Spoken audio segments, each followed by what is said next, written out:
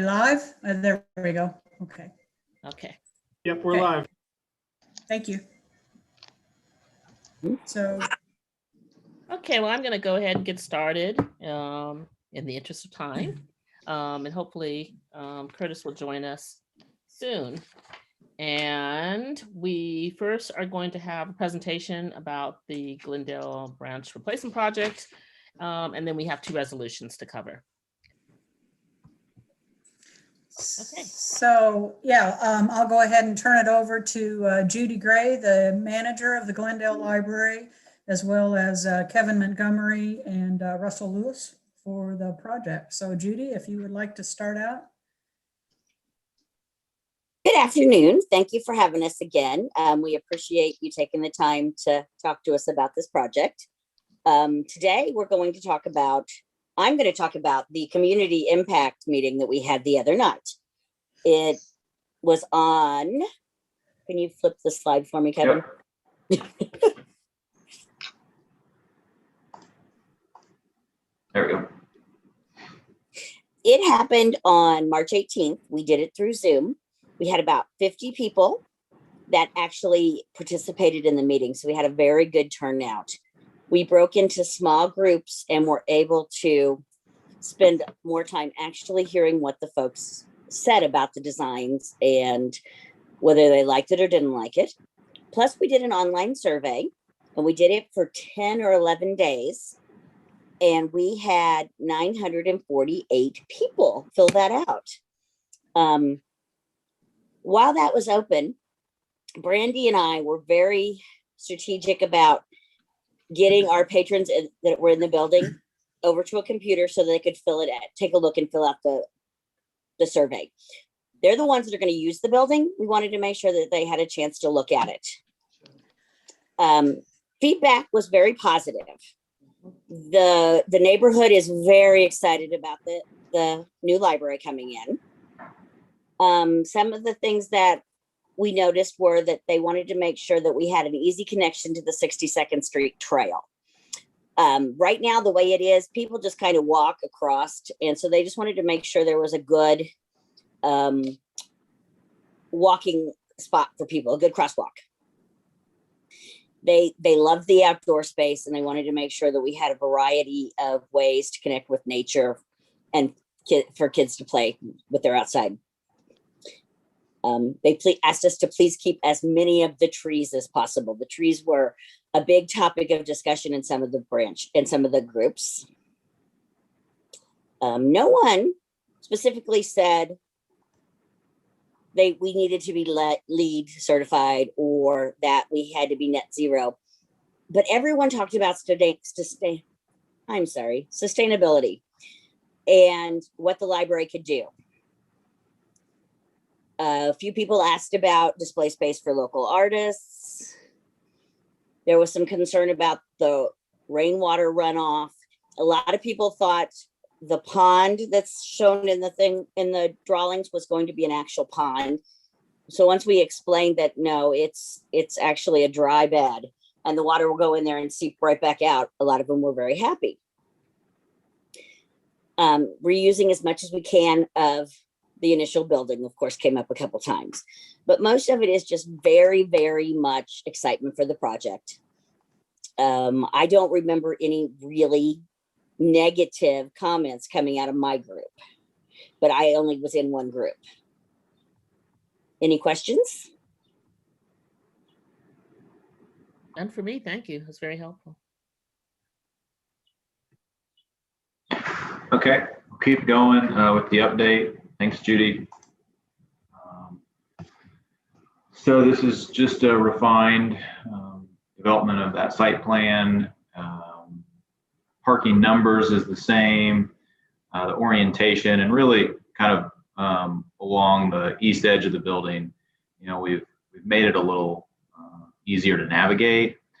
The book drop moved up a little bit on the building, so it's a little bit safer entrance around if you remember, we were kind of pinched, and as that sidewalk came across, so we've just worked through some of those in refinement. The stormwater is what Judy was referring to. That'll be that dry detention. It's it's even a little bit different than this drawing because we've gotten the final survey information about the heritage trees. That was something we talked about at the community meetings also a lot. There's a really big one in this corner that we are going to be able to save, as well as the next biggest is here in this corner. And we're probably going to revise the parking lot one more time. Now that we have the final tree size, we're going to lose one more space there. Otherwise, I don't think a lot has changed. We are adding a sidewalk to connect over to 62nd Street along this,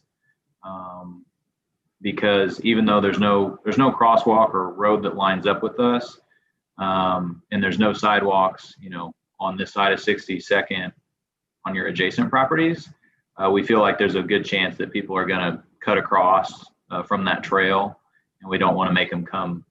If they're going to cut across, we'll give them at least a place to safely land on your side of the property. Are there any questions about the site development? I don't have any additional questions. Paula, do you have any questions? I don't know if Curtis. Okay.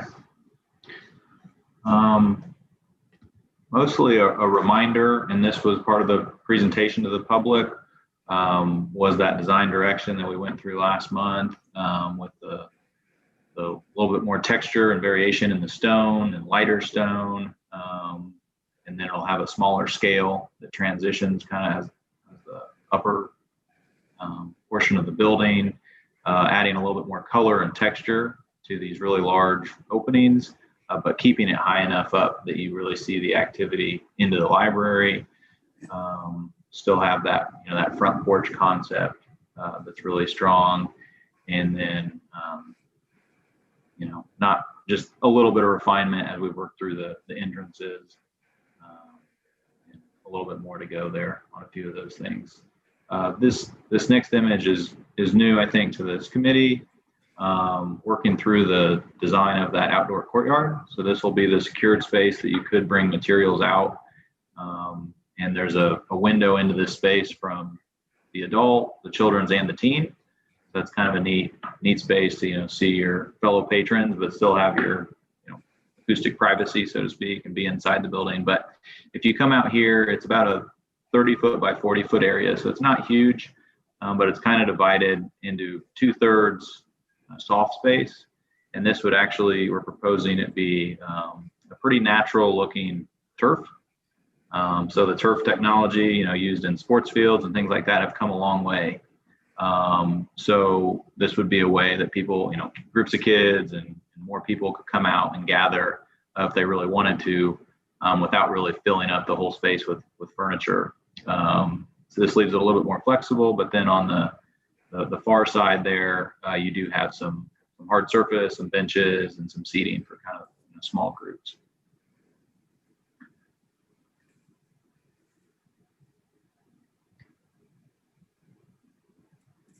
That's nice. I was thinking the same thing.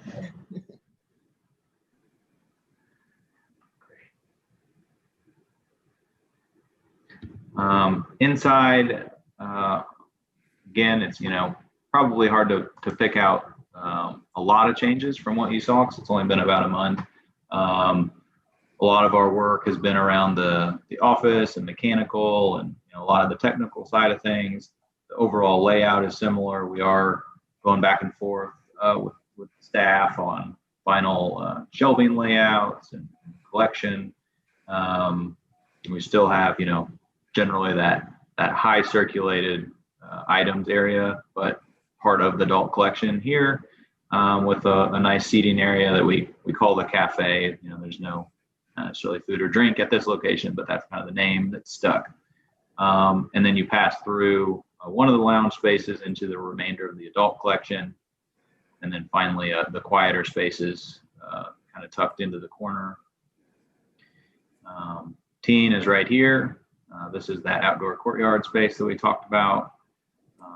And then children's, there's been a lot of development kind of back into this teen and children's area. We have a view to share with you today of that. Judy mentioned the art discussion. We're working on making this this meeting room also act as a gallery. So there could be a display system within that glass wall storefront, and then also the back wall, and potentially integrating some of the stained glass pieces into a fixed kind of display here. We have a meeting with the donor from those original pieces next week. I think overall, I mean, I was kind of surprised. We didn't get a lot of specific comments on the floor plan. It was included in the online survey, but pretty positive. Any questions while we're here? No, I don't have any questions. I just wanted to say I appreciated the attention to some of the additional meeting spaces, etc. It's great. Wish we could have that cafe though. I agree. Wish it was viable, but yeah, they never make it.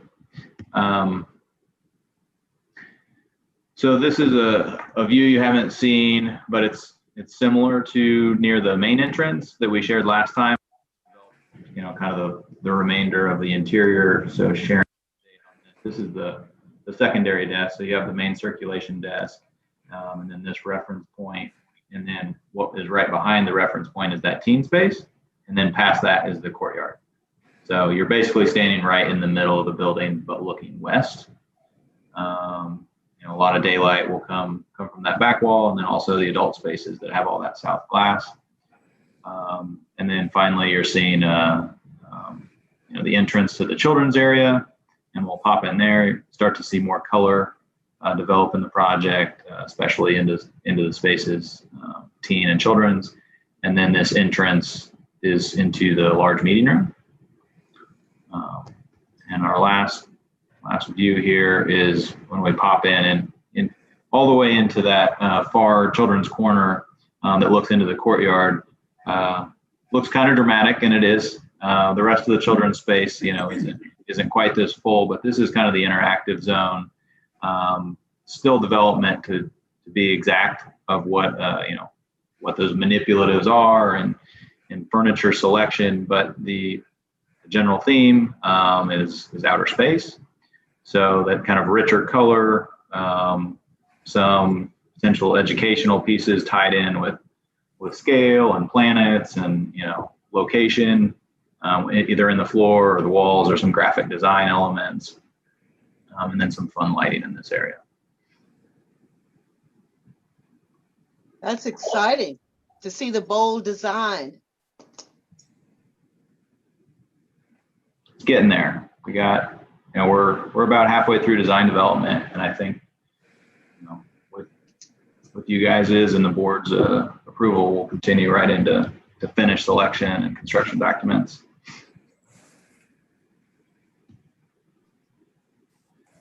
I just have a question. It's kind of a design question, but yeah.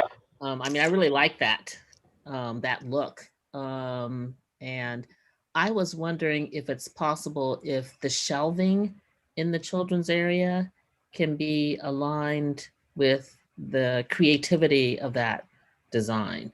I don't know if that's a possibility, but, you know, I was just wondering if there's a way that it can blend into that a little bit.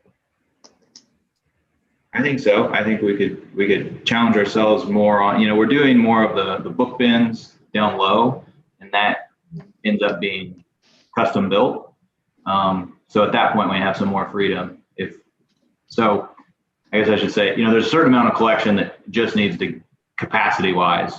Right. And that would probably, you know, remain metal shelving for budget and just efficiency.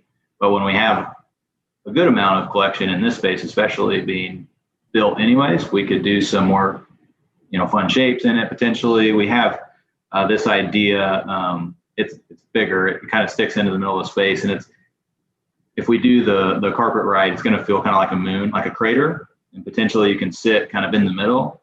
You know, we could almost spin that off and have these, you know, crater of books, or, you know, books that sit in pockets or something like that. But it's a good idea. We'll see what we can come up with. All right, thank you.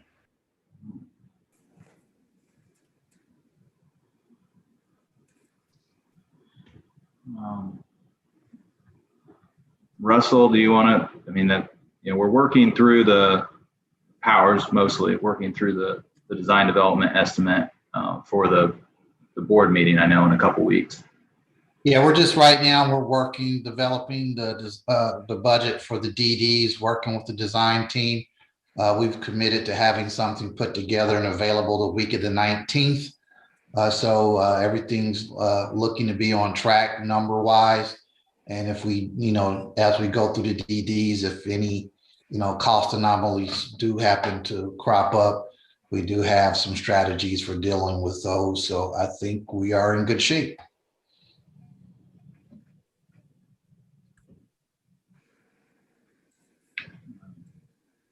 No real change to the overall schedule either, so just as a reminder. Sharon, that's all we brought today. All right, that's all. That's excellent.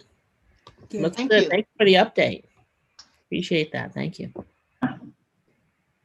So in order to get this project going, we do have a board action request to authorize the IndyPL staff, the architects, KRM Architecture, and the construction manager, Power and Sons, to prepare bidding documents to solicit open, competitive, and sealed bids for the project. We hope to begin construction in the fall of 2021.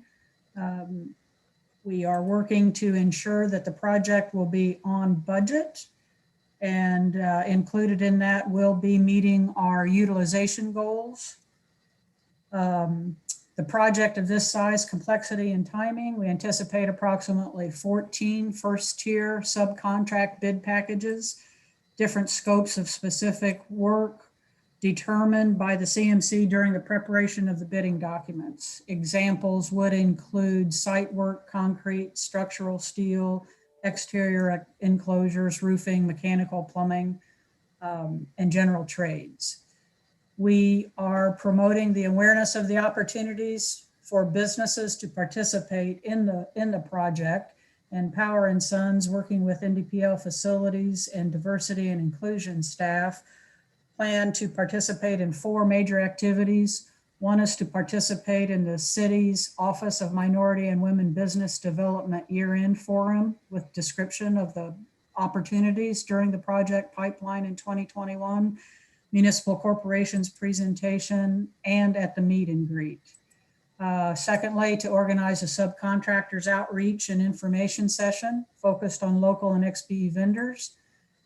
Prior to the bidding phase, Power and Sons will actively engage vendors to ensure open, competitive, and public bidding of the project with the target of exceeding our participation goals. During the bidding phase of the project, the notice to bidders will be sent to hundreds of vendors in the Powers and Sons database and to vendors known to NDPL to be interested in providing services. Project schedule starts in the fall of 21 with the completion in time for a Q4 2022 opening. Budget for the building and site construction work, $8,347,500, excluding fixtures, furniture, and equipment. And it will be funded by the 2021 bond fund. Are there any questions? No questions. I'm ready to move this resolution forward. Do you have any questions, Carla? No, I don't have any questions. Thank you for keeping us abreast of the approaches that will be used for subcontractors, and that Powell and Sons will be really making a strong attempt to bring in the diversity of subcontractors necessary. That's much appreciated. And thank you for also responding to the idea of how we would really want to push that opportunity to more subcontractors who can represent minoritized and women-owned businesses. That's great. Thank you. All right, so I'm making a motion to move it to the full board for approval. Second. And I guess we're in favor. Thank you. Thank you. We're both in favor. So we're in favor. Okay. And Judy, thank you so much too. Your efforts to make sure that we did a thoughtful community engagement. I wrote down a note, more than 50 people there, 948 online surveys. This is great. And the fact that you really paid attention to some of the things that were not necessarily folks were excited about, and others that they were. So thank you for also doing your leadership, Judy. Yes, that's good work. Thank you, Judy. Thank you. Okay, thank you. Do you want to move to the next resolution? Yes, please. This is the board action request for the lawn and landscaping. Can you see the action request? I shared my screen. Mhm. Okay. So Mike as you, is signaling you. what are you saying, Mike? Could you make it bigger? Can I you? can try, yes. Is that better? Yeah. Nah? Nah? Yeah. Oh, how to, okay. All right, you should have this in your packet as well, but so as you remember the conversation about the lawn and landscaping contract that we presented in March, we were asked to go back and to consider more information, which the selection committee did. What we did was we analyzed the RFP requirements based on the proposal responses to that. We then weighted criteria, the selection criteria that were used for the decision, and we are recommending based on the criteria for the selection after analyzing, as I say, all of the proposals, and these are the proposals here. The ones highlighted are the ones that we are recommending based on experience and need as well as cost, because all three of these vendors were deemed responsive to the RFP and actually submitting everything that we required. And they are also ones that for the cost that came in, and as well as considering their qualifications, they all ranked very similarly in the rating. So they all came in close enough that we felt like it was appropriate to split this large of a contract and to offer them the service areas that we deemed appropriate for their skills and cost. This is a recommendation that the full board did allow this committee to make a recommendation on. And if you would move forward with this recommendation, then this would go before the full board in April for ratification, but it would allow us to go ahead and move forward with assigning the contracts and getting them working. Any Thank you. questions? Yeah. Looking at the service areas, you deem these comprehensive, and these three companies have met the criteria. Yes. They've been all recommended, so I'm very supportive. I appreciate the idea of the service area coverage. Yes, and I also looked at the numbers, and they look good, a little better and much more in line with the capacity, I would say, of the various organizations that we're going to contract with. So I think this is a better approach too. So Good. I appreciate you all revisiting this sort of broader contract and Yes. looking at a way to make it a little more accessible for a number of different organizations, which I think is great. So thank you. I agree to move this resolution forward and for you all to move ahead with these contracts. I do too. After that what was it, 1,117 for all of it? I think that was Yes. what, yeah. Yes. Like, oh, really? Wow. Yes. Thank you, Right. Sharon. Thank Yeah, you I very think much for this will reconsidering. work well. Yes. Thank you. Appreciate your input on that. And that is all I have. Okay, great. I do not have anything additional. Do you have anything else, Carla? Or No, I don't. Terry and I always have talked about the importance that you have given to our listening to our voice. Thank you, Sharon. That's very much appreciated. Even when you don't agree with us, you still try to figure out how in the world can I work with these two folks. So thank you. Well, your input is valuable, very, very valuable. Thank you very much. we appreciate the work of you and Mike and the rest of your staff. So thank you Thank you very much. Jackie and Angie and Joe for having behind the scenes. And I will call the meeting adjourned. All right. And go meet your package. Talk to you later.